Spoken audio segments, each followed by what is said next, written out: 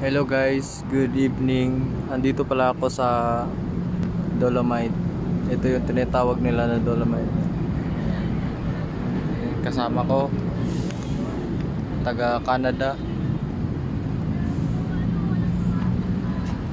Sarap gumala dito pag mga hapon guys. Wala ng araw kasi malamig na yung hangin, hindi na masyado mainit. Tsaka okay rin na magdala kayo ng kasama, kaibigan o jowa nyo. Kandid kayo dito, mga walang iya kayo. Pwede rin kayo magdala dito. Nanay nyo, tatay nyo, pwede rin dalhin dito. Pero kadalasan nagpupunta dito yung mga jowa. Yan.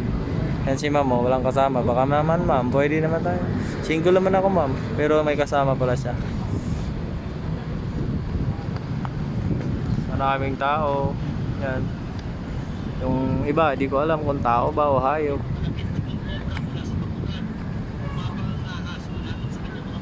Punta na kayo dito guys.